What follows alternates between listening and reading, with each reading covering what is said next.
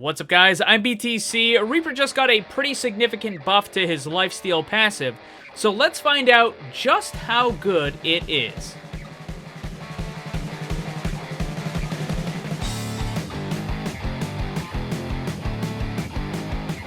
Receiving half of the damage you deal to other players returned to you in the form of health from a Lifesteal is pretty good. I'm going to go through a bunch of different examples with a variety of different buffs and debuffs to show you just how much health Reaper can get returned to him for single attacks and also for his ultimate. This is taking place on the PTR in a custom match. I want to point out that while the health of the characters has been increased, the damage has not. And I had to increase the health because, for example, if you get hit with the nano boost, you're just going to get healed to full right away, and it would make the test worthless. But other than the health increased, everything else is the same. I'm going to start with a quick live versus PTR comparison. On the live version of the game, a full body hit will give you 42 health from the lifesteal. On the PTR, that same body hit will give you plus 70 health. The rest of these, we're just going to look at the PTR. If you're getting a damage boost from Mercy, or if the enemy has a Discord Orb on them, then you're going to get 91 health from a single full body hit.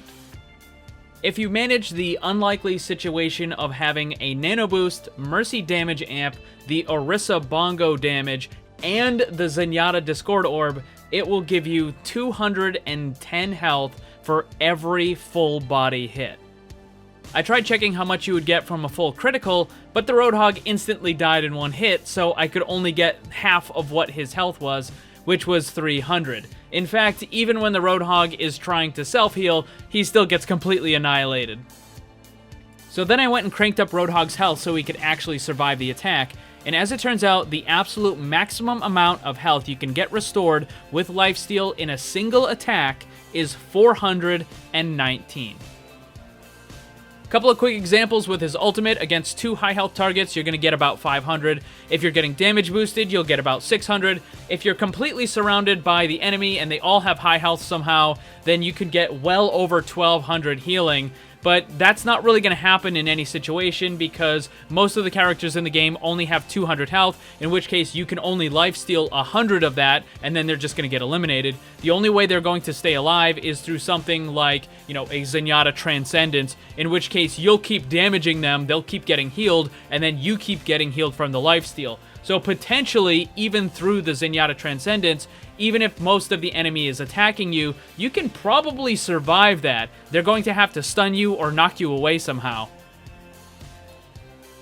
Now, I know some of you might be thinking, wow, that is an absolutely ridiculous amount of lifesteal, and it kind of is, but also keep in mind, those are under optimal situations. When you attack the enemy and you're right next to them and you're getting damage boosted and all of the pellets connect and you get that full lifesteal. That's not going to happen most of the time.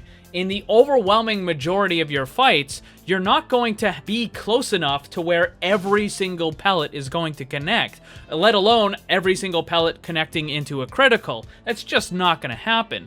So I've shown some examples here where you can see where I'm kind of moving around a little bit. Some of the pellets hit, some of them don't. There's also a little bit more distance between you. So it's definitely going to be a very powerful buff. I'm not even trying to pretend like this lifesteal buff is not going to be good.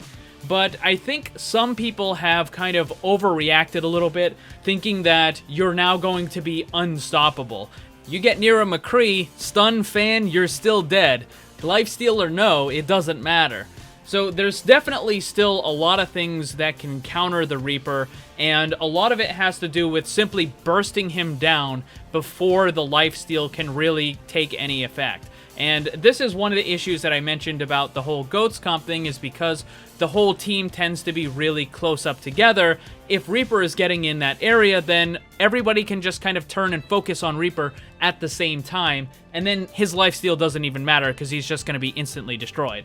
One of the more interesting things I found while I was testing all this is that if you have a Mercy on your team, If the Reaper is attacking and he's actually hitting what he's supposed to be hitting, then the Mercy is always going to want to use damage boost. Not only will it deal more damage to the enemies, but overall, Reaper will get more healing from the damage boosted lifesteal than he would get from just normal Mercy healing, which is kinda ridiculous.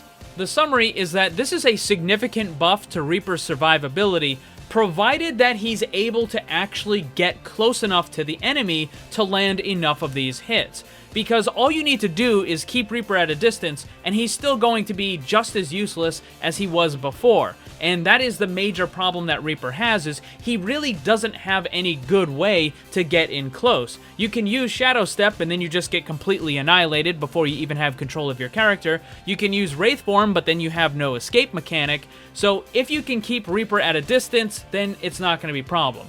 If he does get in close, it's going to be a problem. With this change, I think he can easily 1v1 any tank in the game, and he should never lose. Against characters with smaller hitboxes, even if you're in close, it's still a completely different story. If you're going against a Hanzo, a Genji, or a McCree, or whoever, when they have those smaller hitboxes, you have to get really, really close in order to be effective, and that's just not really going to happen all that much. I think one of the biggest mistakes that you're going to see is when this change goes live, a lot of players are going to rush into the full group of enemies thinking they're immortal, and they're just going to end up getting completely destroyed. So yes, the lifesteal is good, but it's not invulnerability. Just keep that in mind. Hopefully this clears up the topic a little bit better for you.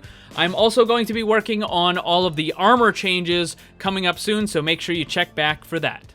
Thanks for watching, and if you'd like to see more, subscribe and hit that bell so you don't miss anything. Also, come hang out in my Discord server and my Twitch live stream. Special thanks to my Patreon supporters. If you'd like to see what kind of cool VIP rewards you can get, check the links down below. And remember, always blame the controller, because it's never your fault.